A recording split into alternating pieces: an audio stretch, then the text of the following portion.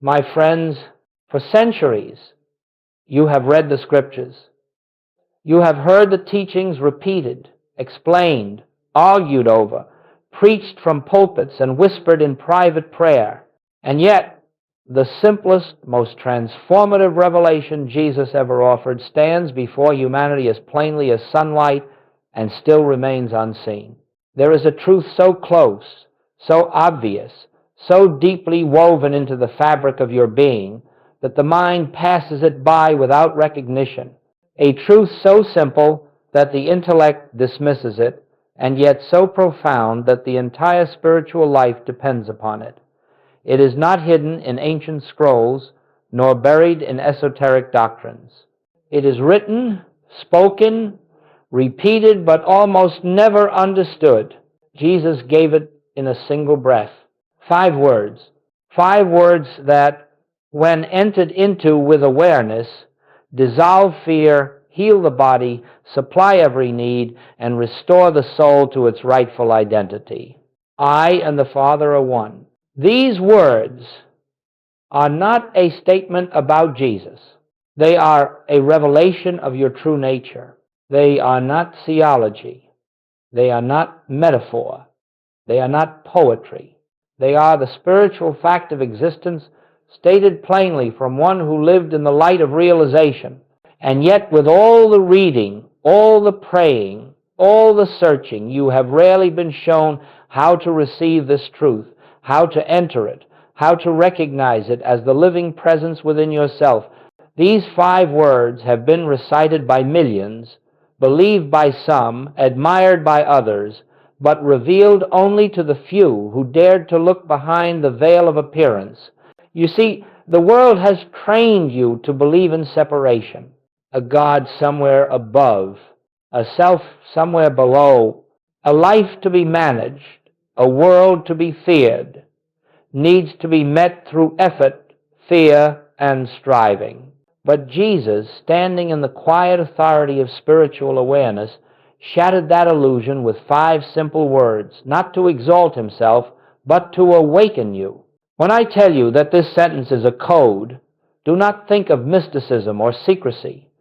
Think instead of a key placed in your hand, waiting only for recognition, a key that unlocks the inner kingdom Jesus spoke of, a kingdom not found in time, not found in space, but found in consciousness, your consciousness, when it becomes still enough to hear the whisper of its own divine origin. Joel Goldsmith discovered this truth not through belief, not through study, but through experience. And he spent his life showing earnest seekers that this code, I and the Father are one, is not to be repeated mechanically, not to be forced through willpower, but to be entered into gently, reverently, as though stepping across the threshold of the infinite. Tonight, before you sleep, I will invite you to hold these words in the quiet of your heart, not to get something, not to change something, but simply to recognize what already is. For when you recognize oneness, you do not transform the world.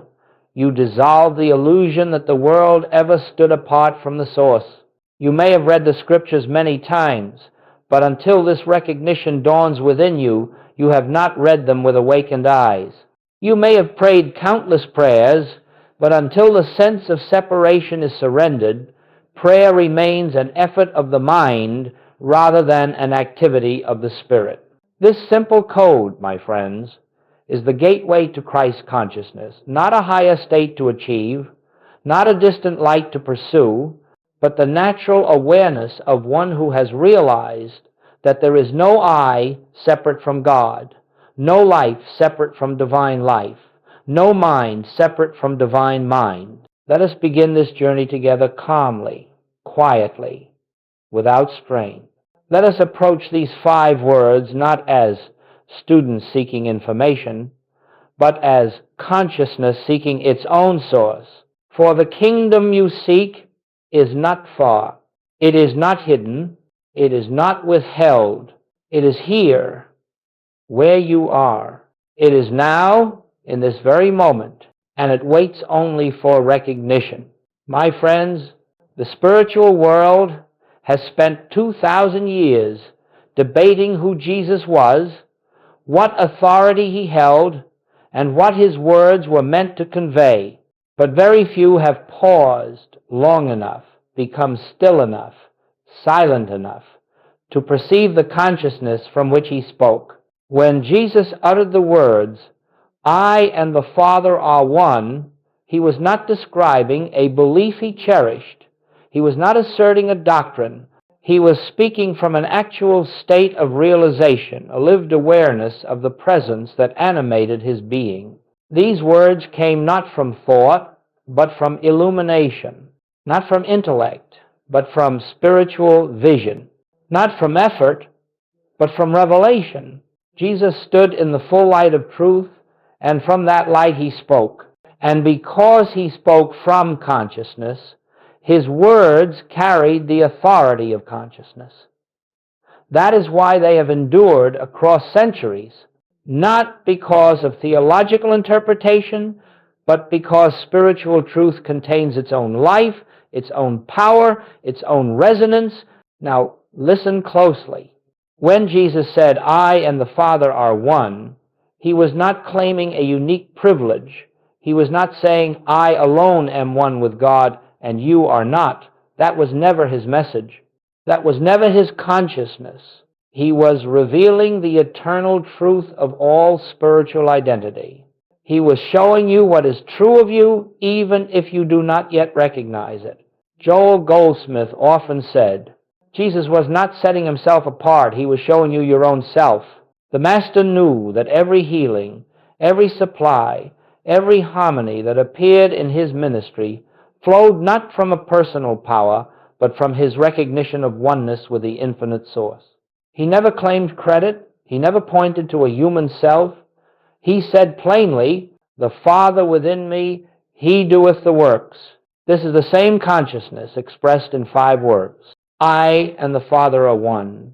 To understand the origin of the code, you must understand this. Jesus spoke these words from the mountaintop of spiritual realization. They were not a step on the path, they were the summit. And when you touch even for a moment the awareness from which he spoke, something within you awakens, something that has always been true, always been present, but has slept beneath the noise of human thought. You see, separation exists only in belief. Oneness exists in reality. Jesus did not create oneness. He recognized it, and in that recognition, the world of appearances lost its authority. The storm could not threaten him. Disease could not bind him. Lack could not frighten him. Death itself could not hold him. Why? Because he lived from the awareness of the invisible presence that governs all visible form. Joel Goldsmith taught that Jesus' secret was not supernatural ability, but spiritual identity. The Master saw the universe not as a collection of separate forces, but as an expression of one life, one intelligence, one substance. And so when he spoke those 5 words, he spoke them from the only place where they have meaning, conscious union with God. This is why the phrase is powerless when repeated by the mind, yet infinitely powerful when recognized by the heart. The words are a door, but the consciousness behind them is the kingdom.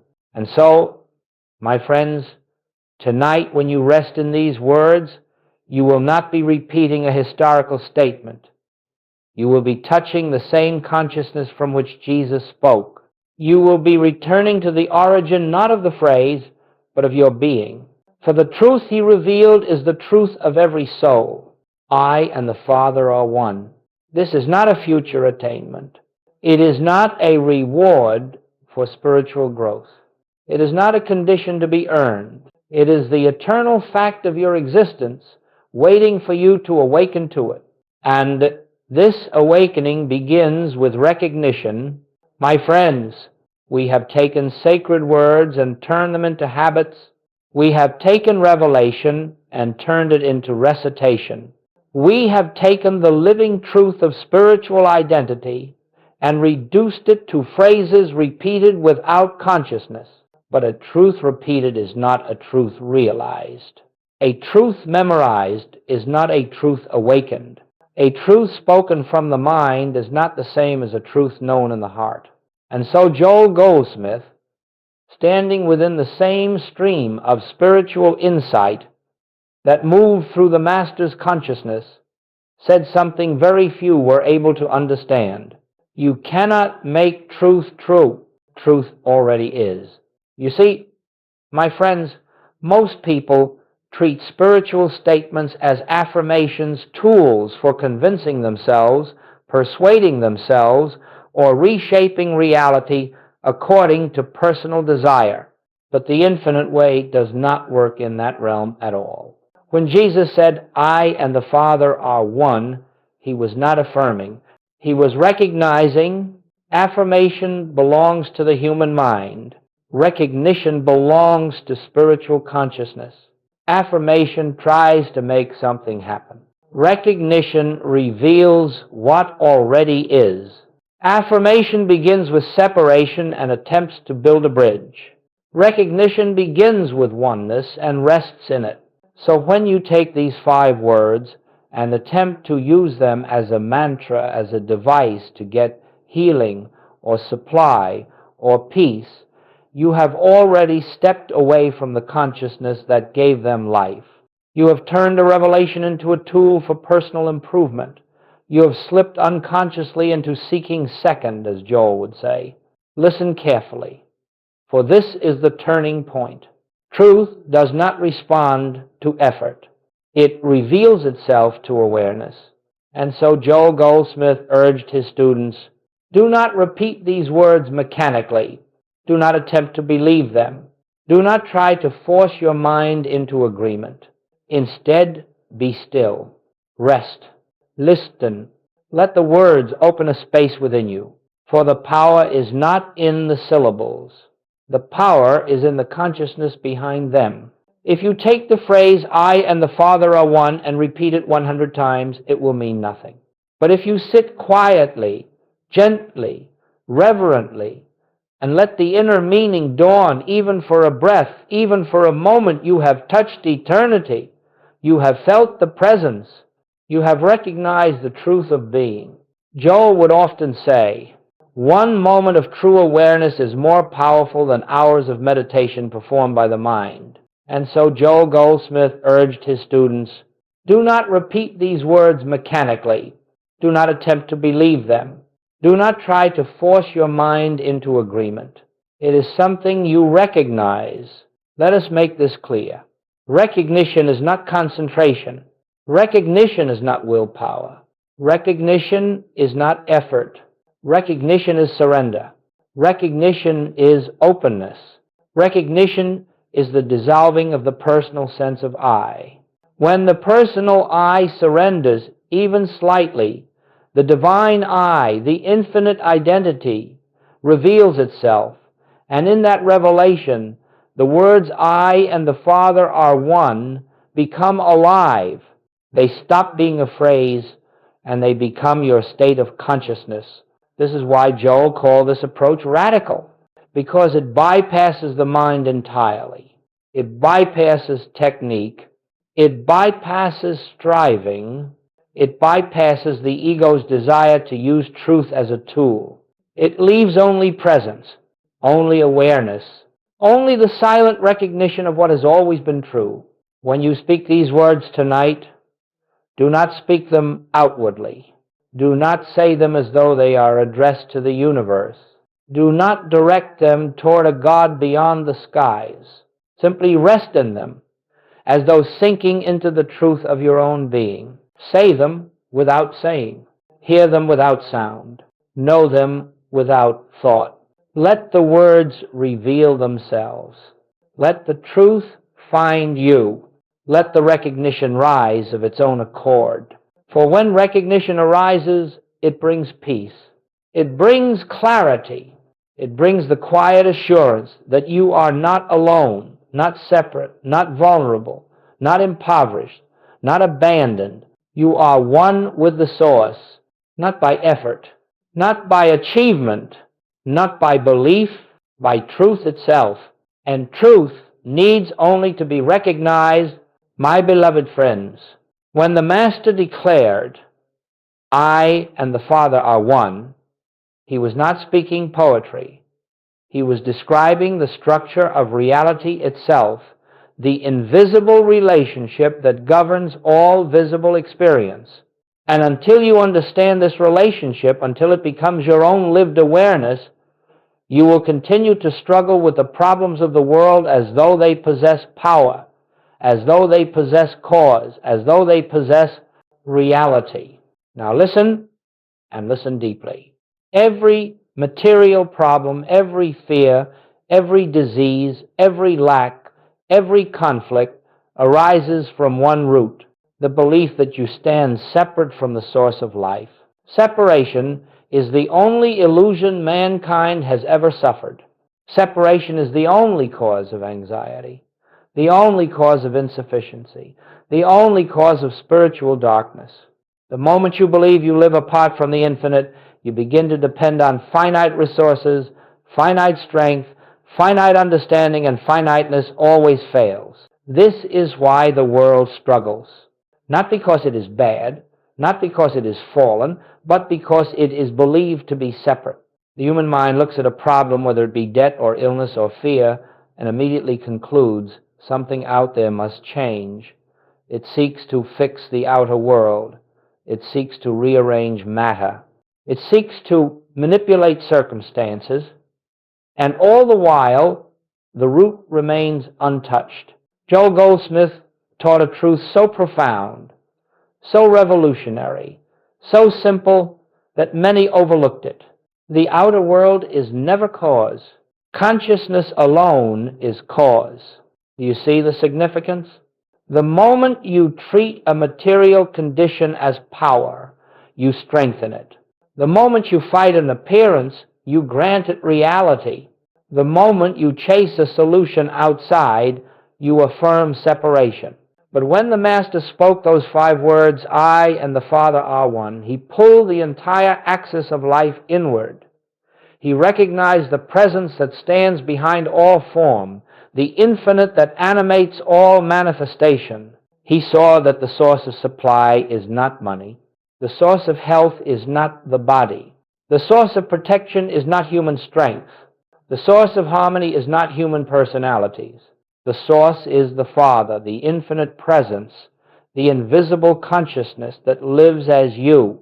And so Joel would say, when you understand oneness, the problem dissolves not because you fixed it, but because it never had reality apart from belief.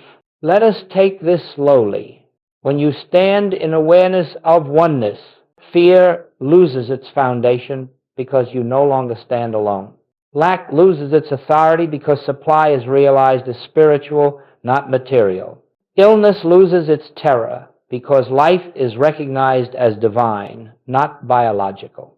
Conflict loses its heat because identity is seen as spiritual, not personal. Nothing external changes first. Consciousness changes, and because consciousness is cause, the world reflects that change. This, my friends, is the spiritual law Jesus lived by. He did not heal by manipulating matter. He did not create supply by controlling conditions. He did not calm storms by overpowering nature. He lived from the awareness, I and the Father are one. Therefore nothing can oppose me. Nothing can threaten me. Nothing can separate me from the infinite. This awareness, this recognition, neutralizes the world's claims of power. And when the claim is neutralized, harmony appears of its own accord. Joel Goldsmith used to say that the moment you recognize oneness, the problem begins to dissolve, not because you have solved it, but because you have withdrawn the only thing that sustained it, the belief in separation. When you are one with the Father, supply flows naturally. Guidance comes effortlessly. The body responds to truth. Relationships soften and heal. Fear fades like mist in sunlight. not through effort, not through striving, not through will, through recognition. This is why the 5-word code is so powerful. Not as a statement, but as a state of consciousness. When you rest in I and the Father are one, you return to the truth of your being. And in that truth, the world loses its power over you, not because you have conquered it, but because you have awakened from the dream that it ever had power at all. This is the inner mechanics of oneness. This is the invisible law behind harmony. This is the secret Jesus lived and the truth Joel revealed. Oneness dissolves problems because oneness dissolves the illusion that gave birth to them. When you remember this, your entire life begins to shift, not bit by bit, but at the root. My friends, when you rest in I and the Father are one, you return to the truth of your being. And in that truth, the world loses its power over you, not because you have conquered it, but because you have awakened from the dream that it ever had power at all. And so now, let us prepare for the practice that Jesus himself offered, and that Joel Goldsmith devoted his life to opening for all who sought truth sincerely. Oneness dissolves problems because oneness dissolves the illusion that gave birth to them. It is a return, a homecoming remembrance. You will enter it tonight before you sleep, because the moments before sleep are among the most spiritually receptive moments of your day. The body grows quiet, the mind relaxes. The habitual resistance begins to loosen. The surface thoughts begin to fall away. And in that inward softening, consciousness becomes tender, open, receptive to truth. This is why Joel often encouraged his students, fall asleep in truth, not in fear, for the state in which you drift into rest imprints itself upon your consciousness, shaping the tone of the inner life. And so tonight, we begin gently. There is nothing to achieve, nothing to force, nothing to make happen. You simply become still. Find a place where you can sit or lie down without hurry. Let your hands rest. Let your breath settle. Let the concerns of the day fall from your shoulders. Do not try to silence the mind. Do not push thoughts away. Do not make effort. The presence does not enter because you make room for it. It is already here. Now, when you feel even a small measure of quietness, when the pace of the mind softens just a little, bring the sacred code into your awareness, not as affirmation, not as command, not as repetition. Bring it into your consciousness as a whisper of truth. I and the Father are one. Speak it inwardly, once, then become still. Let the words hang there, like incense rising into silence. Feel the sense of I, not the personal I, not the I of history and memory, not the I of fear or desire. Feel the pure awareness that exists before thought, your own being aware of itself. Then gently acknowledge the Father, not a God outside, not a deity above, but the infinite presence, the life that breathes you, the intelligence that sustains you, the love that has never once left you. And then softly allow the final phrase to open within you. Are one. Do not think about it. Do not try to believe it. Do not analyze its meaning. Just let it rest in you. Let it unfold. Let it reveal itself. If thoughts arise, let them pass like birds crossing the sky. If emotions rise, let them be. If doubts whisper, do not engage them. Simply return without struggle to the quiet awareness behind the words. I and the Father are one. Feel it, not as a concept, but as a presence. For a moment, a single moment, let yourself lean into the possibility that this is true. Let yourself feel, even faintly, the reality that these words describe what you already are. And then, my friends, do nothing more. Do not attempt to go deeper. Do not strain for mystical experience. Do not look for visions or sensations. And then, my friends, do nothing more. Let the words carry you toward sleep. Let them dissolve the day's concerns. Let them wrap you in the assurance that you are not separate, not alone, not cut off from the infinite. Fall asleep tonight in the awareness, even if delicate, even if subtle, that the very presence that breathes life into Jesus breathes life into you. There is no distance to cross, no separation to heal, no barrier to overcome. You are one.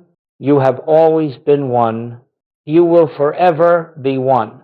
And when you rest in this, even for a breath, the kingdom begins to reveal itself. This is the practice. Simple, quiet, transformative, not because you made anything happen, but because you stopped interfering with what already is. Tonight, let the code work on you. Let it awaken what has long slept. Let it dissolve the walls the mind has built. Let it return you to the truth of your being. My friends, let us turn our attention now to the silent, sacred work that takes place within you when the truth behind those 5 words begins to dawn, not in the intellect, not in imagination, but in consciousness itself. For when you rest in the awareness, I and the Father are one, something begins to shift deep beneath the surface of the mind, something subtle, something quiet yet infinitely powerful. You may not see anything outward at first, and that is perfectly right. For spiritual transformation begins at the root, not at the branches. It begins where no eye can see, where no hand can touch, where no human effort can interfere. This inner movement is the activity of the Spirit. Now listen gently.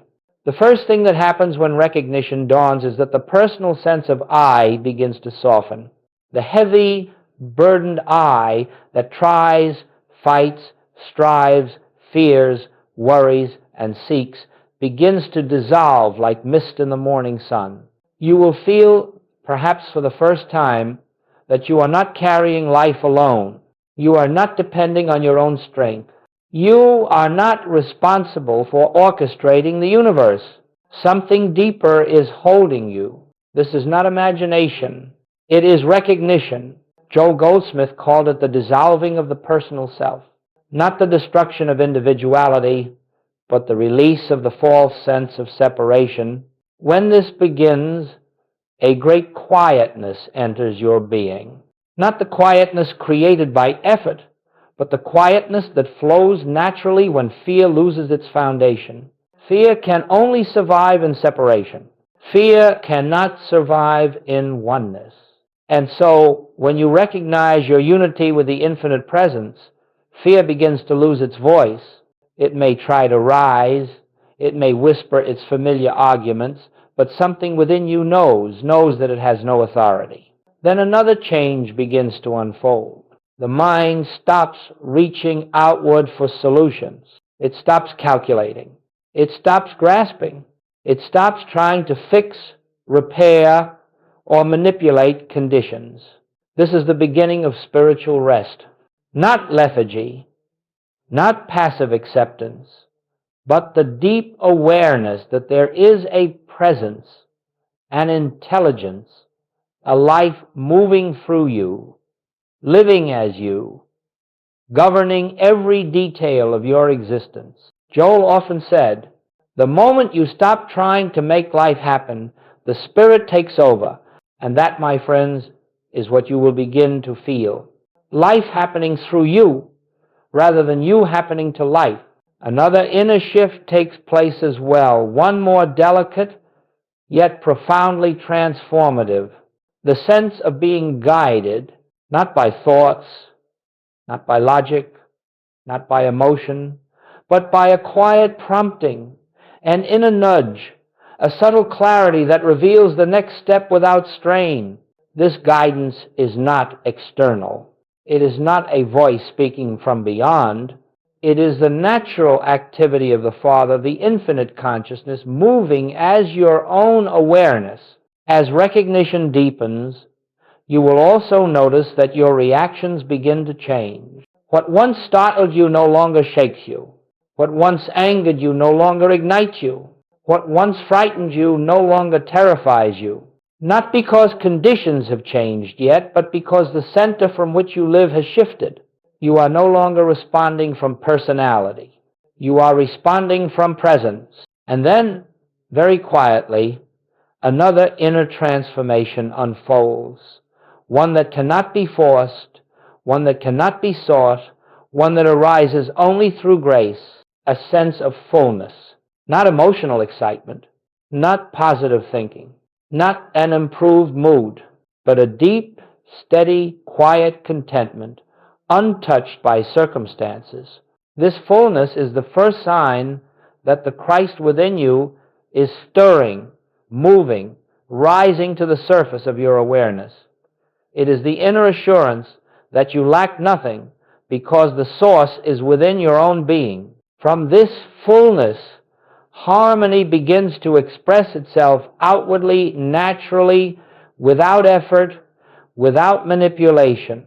But remember this, the outer harmony is not the miracle. The inner recognition is the miracle. For when you recognize oneness, the world becomes a reflection of that recognition.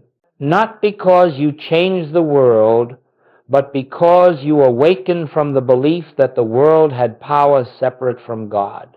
This quiet, powerful inner unfolding is what happens when the code is realized. Not repeated, not memorized, not affirmed. Recognized. And recognition, my friends, is the true foundation of spiritual transformation. My dear friends, before we move deeper, we must pause and shine light on a tender truth, one that Joel Goldsmith spoke often and always with compassion. Most people never experience the power behind the words, I and the Father are one, because they approach it from the wrong level of consciousness. They recite it with sincerity. They speak it with longing. They repeat it with devotion, but they do not realize it. And the reason is not lack of faith, nor lack of purity, nor lack of spiritual desire. The reason is that three subtle obstacles, so subtle they often go unnoticed, stand between the mind and the revelation of inner oneness. Let us bring these obstacles into the light together, gently, without judgment. Obstacle 1, using the code to get something. This is the most common and the most human. The mind says, if I repeat this truth, my life will improve. My body will be healed. My bills will be paid. My problems will dissolve. But my friends, the moment you use truth to improve the human picture, you have already stepped away from the consciousness that Jesus lived in.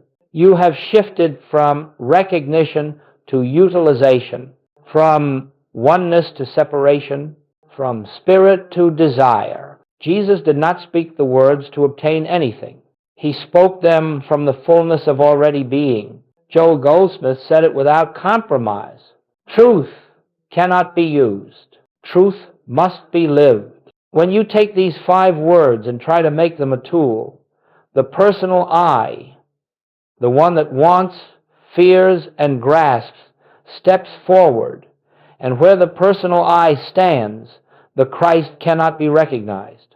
So release the desire to use the code. Let the words be what they are. A revelation of what already is. Obstacle 2, mental repetition without inner surrender. Many people repeat the phrase, sometimes hundreds of times, believing that if they say it enough, they will eventually feel its truth. But spiritual realization does not come by force. It does not respond to repetition. It does not obey volume or persistence. It comes by quietness, by yielding, by letting go of the mind's effort to grasp or understand. You cannot think your way into oneness. You cannot argue your way into union. You cannot demand spiritual vision from the intellect. The mind does not awaken the spirit. The spirit awakens you. Joel taught this with unwavering clarity.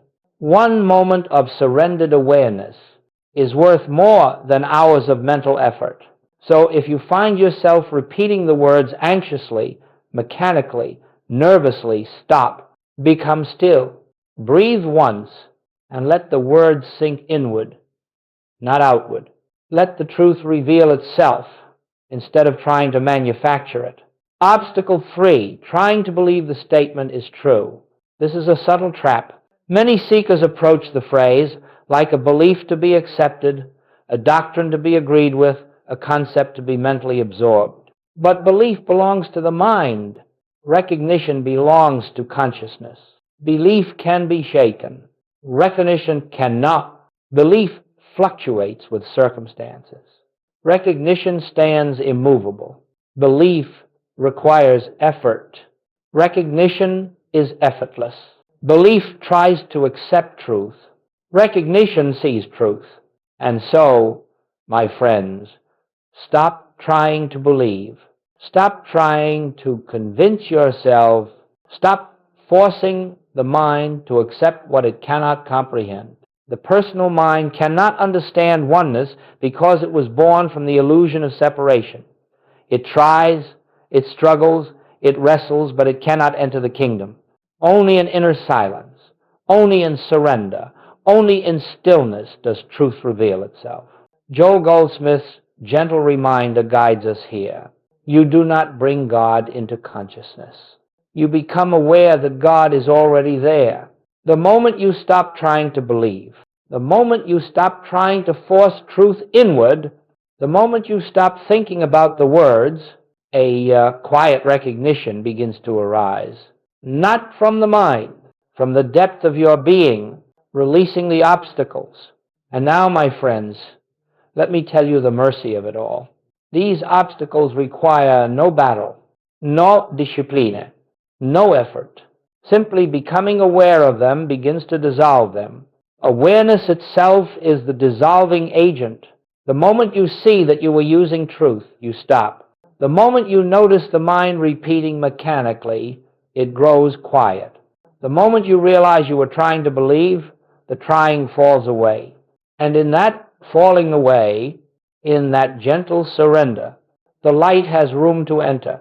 Then, and only then, can the 5-word code begin to reveal its hidden power, not as a tool, not as a belief, not as an affirmation, but as your very identity. My friends, up to this point, we have spoken of the sacred code as something you rest in during meditation, reflection, or the quiet moments before sleep. But now we come to the heart of the infinite way, the living of truth, the embodiment of awareness, the practice of presence in the moments that seem least spiritual. For spiritual realization is not meant to be confined to a cushion, nor locked within a sacred hour of silence. It must enter the marketplace, the workplace, the home, the conversation, the conflict. It must become your atmosphere, your foundation, your state of being. If the truth I and the Father are one is only known in stillness, but forgotten in movement, then it is not yet realized. Joel Goldsmith said often, truth must be practiced, not occasionally, but as the way you walk through the world. Let us see, then, how this recognition becomes the living influence that shapes your day, not through effort, but through remembrance. When you wake in the morning, before your mind rushes into planning, before the concerns of yesterday return, before you reach for your phone or your tasks, pause for one breath, a single breath of awareness, and let this truth arise. I and the Father are one. Feel it not as words, but as inner alignment. Then rise and move into your day, not as a person seeking God, but as consciousness expressing God. This alone changes the texture of your entire morning. When problems appear, they will appear. The world of appearances does not cease simply because you have tasted reality. But now your response is different. When a problem presents itself, money, health, relationship, fear, do not rush to fix it, explain it, analyze it, or fear it. Learn to pause. Just a breath, just a moment. And in that pause, let the sacred recognition rise. I and the Father are one. Not to change the problem, not to manipulate conditions, but to remember who stands here. When you do this sincerely, something extraordinary happens. The personal self does not step forward, the divine presence does. The problem loses its authority because you are no longer meeting it as a limited being. You are meeting it from the consciousness that knows no limitation. Joel used to say, "Let God go before you. Do not go before God." This is how you let God go before you, by pausing, remembering, recognizing. When you feel fear or uncertainty, fear arises only when you believe you stand alone. When fear comes, it is not a sign of failure. It is an invitation to remembrance. Do not fight fear. Do not argue with it. Do not condemn yourself for feeling it. Simply turn inward and rest even for 1 second in the truth. I and the Father are one. In that instant, the foundation shifts. Fear loses its ground because its ground was separation. Oneness dissolves the soil in which fear grows. Even if the emotion lingers, your identity has changed, and that change is everything. When people trigger you, this is where the practice becomes most transformative. When someone criticizes you, disappoints you, misunderstands you, or behaves in ways that stir your emotions, pause. Before reacting, remember, I and the Father are one. And then take 1 step further. And this one, too, is one with the Father. This remembrance dissolves the personality barrier. You are no longer meeting their behavior. You are meeting their true identity. And even if they cannot recognize their own nature, your recognition creates the atmosphere in which harmony can unfold. And this one, too, is one with the Father. And this one, too, is one with the Father. This remembrance dissolves the personality barrier. You are no longer meeting their behavior. You are meeting their true identity. See through the mask of personality to the presence behind the form. When you are making decisions, but decisions made from oneness carry grace. When faced with a choice, big or small, pause, become quiet, and enter the awareness. I and the Father are one. The Father within me is the source of all wisdom. I need not decide alone. Do not rush. Let clarity arise. Sometimes it will come as a gentle nudge. Sometimes as a simple knowing. Sometimes as peace around one option and discomfort around another. But always it will come without strain. When you feel alone or separate, this is the most important remembrance. There will be days when the old sense of separation rises again, when the world appears heavy, when emotions cloud your sight. In those moments, do nothing but this. Become still, close your eyes if you can, and let the truth emerge from the depths of your being. I and the Father are one. Say it inwardly. Feel it gently. Rest in it. Even if you feel nothing, the recognition is working. Even if the mind resists, the truth is present. Even if the heart feels dry, oneness remains unchanged. Joel said, the presence is always present. Your awareness of it comes and goes, but the presence does not. Your only task is to return again and again, softly, humbly, lovingly. The day becomes the practice, and then something beautiful begins to happen.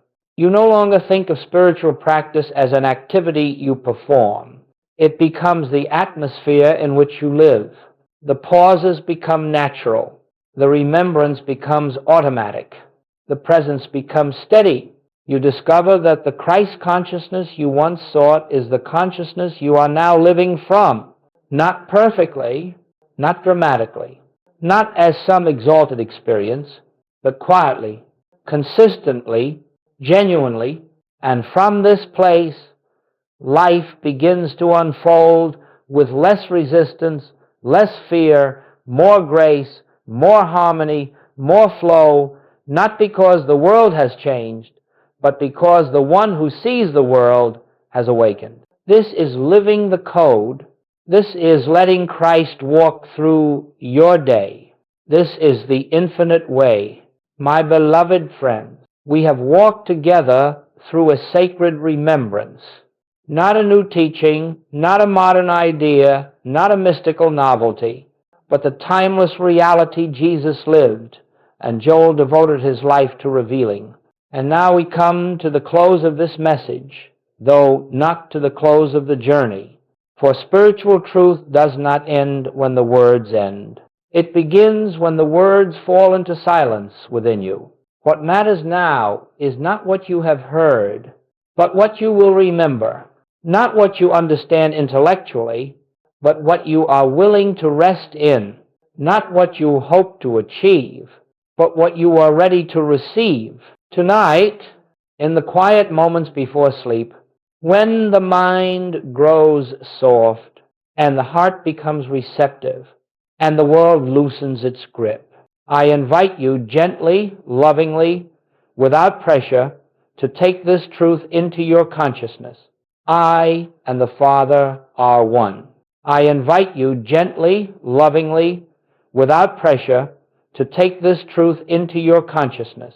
Tonight, in the quiet moments before sleep, when the mind grows soft and the heart becomes receptive and the world loosens its grip, do not repeat it as affirmation. Do not recite it as protection. Do not force it as belief. You do not have to feel anything.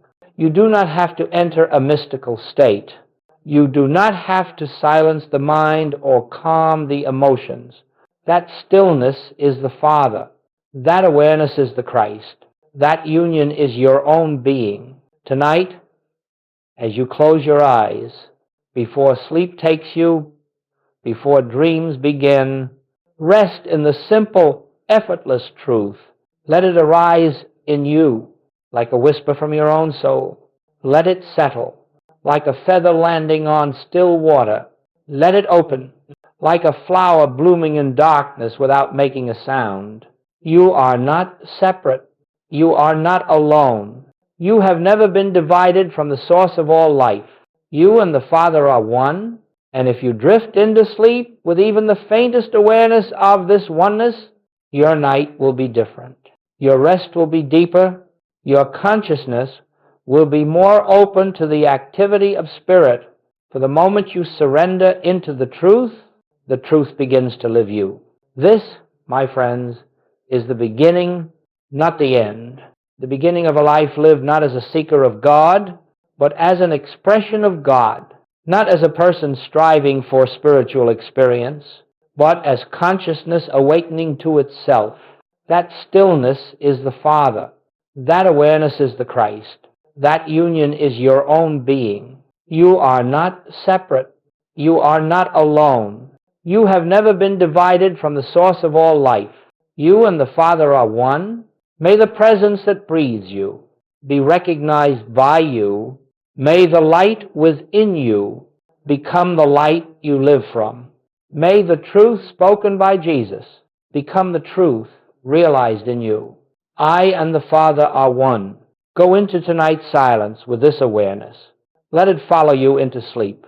Let it rise with you in the morning. Let it walk with you through your day. And in time, gently, quietly, inevitably, it will become the consciousness you live from and the life that lives through you. Peace be with you